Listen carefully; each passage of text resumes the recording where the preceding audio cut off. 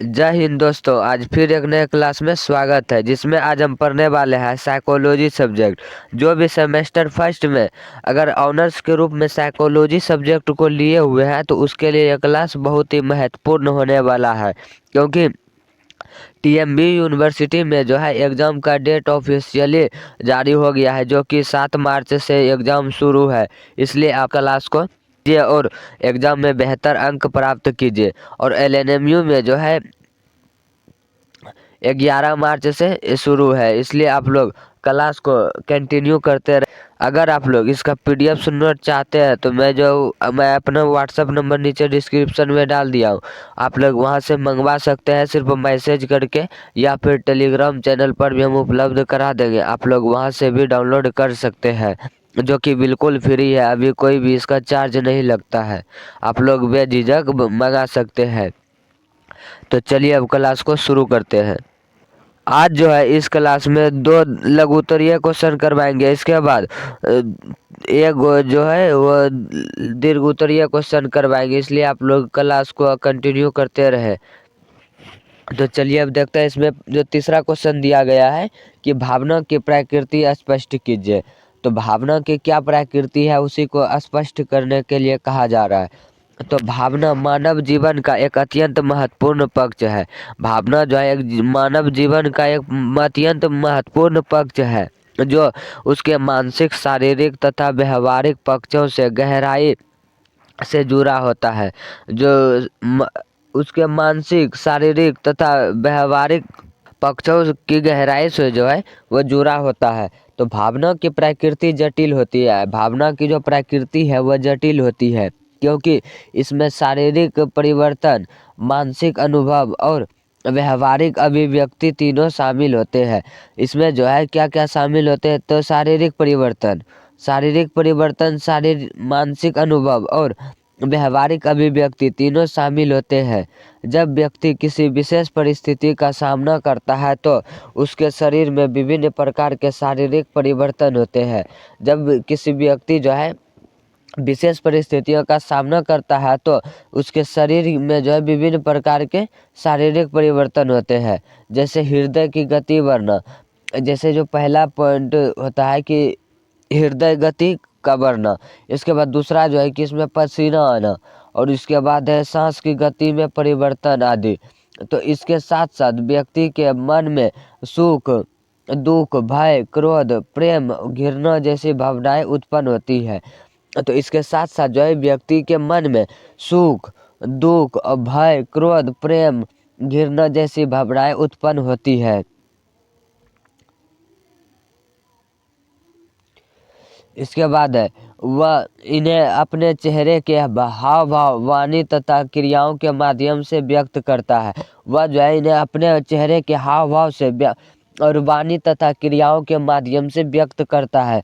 तो भावना व्यक्ति के विचार, निर्णय, व्यवहार और सामाजिक संबंधों को गहराई से प्रभावित करती है। तो भावना जो है व्यक्ति के विचार, निर्णय और व्यवहार को और सामाजिक संबंधों को गहराई से प्रभावित करते हैं। तो सकारात्मक भावनाएं व्यक्ति को उत्साहित, आशावादी और ऊर्जावान बनाती है। और सकारात्मक भावनाएं जो है व्यक्ति को उत्साहित, आशावादी और ऊर्जावान बनाती है, जबकि नकारात्मक भावनाएं तनाव, चिंता और निराशा उत्पन्न कर सकती है। जबकि जो है नकारात्मक भावनाएं तनाव, चिंता और निराशा उत्पन्न करती है। इस प्रकार भावना की प्रकृति बहुआयामी होती है। इस प्रकार जो है भावना की प्रकृति बहुआयामी होती है, और यह मानव व्यक्ति के निर्माण में महत्वपूर्ण भूमिका निभाती है। और यह मानव व्यक्तित्व के जो है निर्माण में बहुत ही महत्वपूर्ण भूमिका निभाती है। तो चलिए अब देखते हैं चौथा क्वेश्चन। चौथा क्वेश्चन में है बुद्धिमत्ता क्या है। जो बुद्धिमत्ता है वह क्या है। तो बुद्धिमत्ता वह मानसिक क्षमता है जिसके द्वारा व्यक्ति सीखता है।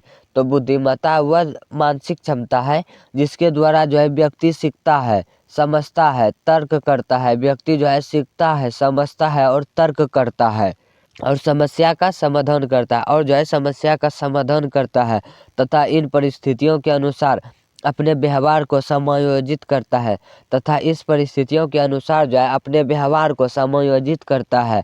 यह व्यक्ति को ज्ञान अर्जन, सही निर्णय लेने और जीवन की जटिल परिस्थितियों का सफलतापूर्वक सामना करने में सहायता करती है। तो बुद्धिमत्ता जो है वह जीवन के जटिल से जटिल परिस्थितियों का सफलतापूर्वक सामना करने में हमारी सहायता प्रदान करती है। इसके बाद बुद्धिमत्ता केवल पुस्तकीय ज्ञान तक सीमित नहीं होती। तो बुद्धिमत्ता जो है केवल पुस्तकीय ज्ञान तक सीमित नहीं होती, बल्कि इसमें व्यवहारिक समझ, तार्किक चिंतन, अनुभव से सीखने की क्षमता तथा अनुकूलनशीलता भी शामिल होती है। तो इसमें क्या क्या शामिल होती है? तो व्यवहारिक समझ, तार्किक चिंतन, अनुभव से सीखने की क्षमता तथा अनुकूलनशीलता भी शामिल होती है। तो बुद्धिमान व्यक्ति नई समस्याओं का शीघ्र समाधान खोज लेता है। नई व्यक्ति जो है वह बुद्धिमान व्यक्ति जो है नई समस्याओं का शीघ्र ही समाधान खोज लेते हैं और बदलती परिस्थितियों के अनुसार वह अपना व्यवहार में आवश्यक परिवर्तन कर लेता है। और जो नई बुद्धिमान व्यक्ति जो होता है वो नई समस्याओं के आधार पर और परिस्थितियों को बदल कर और उसके अनुसार जो है अपने व्यवहार में परिवर्तन ला सकता है। तो इस प्रकार बुद्धिमत्ता मानव जीवन की सफलता, सामाजिक समायोजन तथा व्यक्तिगत विकास में अत्यंत महत्वपूर्ण निभाती है। तो इस प्रकार जो है बुद्धिमत्ता मानव जीवन की सफलता और सामाजिक समायोजन तथा व्यक्तिगत विकास में अत्यंत महत्वपूर्ण भूमिका जो है निभाती है। इसके बाद चलिए देखते हैं दीर्घ उत्तरीय क्वेश्चन, जो इसका हम आज एक क्वेश्चन कराने वाले हैं। इसमें जो पहला क्वेश्चन है कि मनोविज्ञान की विधियों का वर्णन कीजिए। अगर आप लोग इसका PDF सुनना चाहते हैं तो मेरा व्हाट्सएप नंबर नीचे डिस्क्रिप्शन में दिया गया, आप लोग वहां से मैसेज करके मंगा सकते हैं, या फिर टेलीग्राम चैनल पर भी हम उपलब्ध करा देंगे, आप लोग वहां से भी डाउनलोड कर सकते हैं। तो मनोविज्ञान एक वैज्ञानिक अनुशासन है। मनोविज्ञान जो है एक वैज्ञानिक अनुशासन है, इसलिए इसमें मानव व्यवहार और मानसिक प्रक्रियाओं के अध्ययन के लिए वैज्ञानिक विधियों का प्रयोग किया जाता है। तो मनोविज्ञानी जो है वह एक वैज्ञानिक अनुशासन है, इसलिए इसमें जो है मानव व्यवहार और मानसिक प्रक्रियाओं के अध्ययन के लिए वैज्ञानिक विधियों का प्रयोग किया जाता है। और मनोविज्ञान की विधियों का मुख्य उद्देश्य मानव व्यवहार का सटीक, वस्तुनिष्ठ और व्यवस्थित अध्ययन करना है। मनोविज्ञान का जो है वह मानव व्यवहार के सटीक और वस्तुनिष्ठ और व्यवस्थित अध्ययन करना होता है, जिससे विश्वसनीय निष्कर्ष निकला जा सके, जिससे जो है विश्वसनीय निष्कर्ष निकले। और फिर मनोविज्ञान में प्रमुख रूप से प्रयोगात्मक विधि, अवलोकन विधि, साक्षात्कार विधि, प्रश्नावली विधि और केस स्टडी विधि का प्रयोग किया जाता है। और मनोविज्ञान में जो है प्रमुख रूप से प्रयोगात्मक विधि और अवलोकन विधि, उसके बाद साक्षात्कार विधि और प्रश्नावली विधि और फिर केस स्टडी विधि का प्रयोग किया जाता है।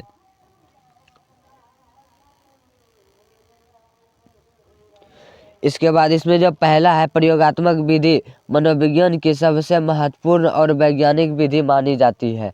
जो प्रयोगात्मक विधि जो है मनोविज्ञान की सबसे महत्वपूर्ण और वैज्ञानिक विधि मानी जाती है। तो इसमें नियंत्रित परिस्थितियों में प्रयोग करके व्यवहार के कारण और प्रभाव का अध्ययन किया जाता है। इसमें जो है नियंत्रित परिस्थितियों में प्रयोग करके ही व्यवहार के कारण और प्रभाव का अध्ययन किया जाता है। तो इस विधि के द्वारा विभिन्न चरों को नियंत्रित कर उसके प्रभावों को मापा जा सकता है। तो इस प्रयोगात्मक विधि के द्वारा जो है वो विभिन्न चरों को नियंत्रित कर और उनके प्रभावों को मापा जाता है, जिससे परिणाम अधिक विश्वसनीय होते हैं, जिससे परिणाम जो है वो अधिक विश्वसनीय होते हैं। इसके बाद है अवलोकन विधि। तो अवलोकन विधि में व्यक्ति या समूह के व्यवहार का प्राकृतिक परिस्थितियों में प्रत्यक्ष निरीक्षण किया जाता है। जो अवलोकन विधि है वह व्यक्ति या समूह के व्यवहार का प्राकृतिक परिस्थितियों में प्रत्यक्ष निरीक्षण किया जाता है। इसमें व्यक्ति के व्यवहार, व्यक्तित्व और प्रतिक्रियाओं का ध्यानपूर्वक अध्ययन किया जाता है। तो अवलोकन विधि में क्या किया जाता है? तो व्यक्ति के व्यवहार, अभिव्यक्ति और प्रतिक्रियाओं का ध्यानपूर्वक अध्ययन किया जाता है। तो यह विधि विशेष रूप से बच्चों और पशुओं के व्यवहार अध्ययन में उपयोगी है। यह विधि जो है विशेष रूप से बच्चों और पशुओं के व्यवहार अध्ययन में उपयोगी है। इसके बाद है साक्षात्कार विधि। साक्षात्कार विधि में व्यक्ति के प्रत्यक्ष बातचीत करके उसकी भावनाओं, विचारों, अनुभवों और समस्याओं की जानकारी प्राप्त की जाती है। जो साक्षात्कार विधि है वह व्यक्ति से प्रत्यक्ष बातचीत करके उसकी भावनाओं, विचारों, अनुभवों और समस्याओं की जानकारी प्राप्त की जाती है। यह विधि गहन अध्ययन के लिए अत्यंत महत्वपूर्ण उपयोगी होती है। यह विधि जो है वह गहन अध्ययन के लिए अत्यंत उपयोगी होती है। इसके बाद है इसमें प्रश्नावली विधि। तो प्रश्नावली विधि में लिखित प्रश्नों के माध्यम से बड़ी संख्याओं में लोगों से जानकारी एकत्र की जाती है। प्रश्नावली विधि में जो है लिखित प्रश्नों के माध्यम से ही बड़ी संख्या में लोगों से जानकारी एकत्र की जाती है। यह विधि समय और श्रम को बचत करती है। यह विधि जो है प्रश्नावली विधि वह समय और श्रम के बचत करती है तथा सामाजिक और शैक्षणिक अनुसंधान में व्यापक रूप से प्रयुक्त होती है तथा जो है सामाजिक और शैक्षणिक अनुसंधान में व्यापक रूप से प्रयुक्त होती है। तो केस स्टडी विधि। तो केस स्टडी विधि में जो है वो किसी एक व्यक्ति, समूह या विशेष समस्या का विस्तृत और गहन अध्ययन किया जाता है।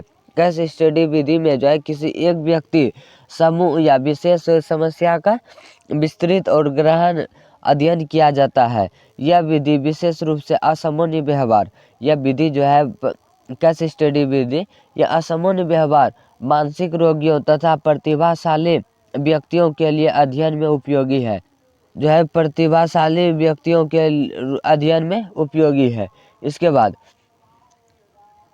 इस प्रकार मनोविज्ञान की विभिन्न विधियां मानव व्यवहार को वैज्ञानिक, व्यवस्थित और व्यापक रूप से समझने में सहायक होती है। जो केस स्टडी विधि है, इस प्रकार मनोविज्ञान की विभिन्न विधियों द्वारा मानव व्यवहार को वैज्ञानिक, व्यवस्थित और व्यापक रूप से समझने में सहायक होती है। आई होप आप लोगों को क्लास पसंद आया होगा। अगर पसंद आया है तो एक लाइक ज़रूर करें। अगर नहीं पसंद आया है तो आप लोग डिसलाइक भी कर सकते हैं, क्योंकि मुझे पता चलेगा कि आप लोग को पसंद आया या पसंद नहीं आया। अगर आप लोग इसका अगर पीडीएफ सुनना चाहते हैं तो मेरा व्हाट्सअप नंबर जो है नीचे डिस्क्रिप्शन में डाल दिया हूँ। आप लोग वहां से मैसेज करके मंगा सकते हैं या फिर टेलीग्राम चैनल पर भी हम उपलब्ध करा देंगे। आप लोग वहां से भी डाउनलोड कर सकते हैं। इसका जो फर्स्ट क्लास में जो हम 10 ऑब्जेक्टिव क्वेश्चन जो कराए हुए हैं उसका हम नीचे डिस्क्रिप्शन में लिंक डाल देंगे। जो कि पहला पार्ट में जो है हम 10 वस्तुनिष्ठ क्वेश्चन कराए हैं और 2 जो है लघु उत्तरीय क्वेश्चन करवाए हैं। इसमें जो है 2 लघु उत्तरीय क्वेश्चन करवाए और 1 जो है दीर्घ उत्तरीय क्वेश्चन करवाए। इसके बाद जो बचा है उसे हम अगले क्लास में करा देंगे, जो कि इसके बाद हम उसी क्लास को लाएंगे। तब तक के लिए जय हिंद।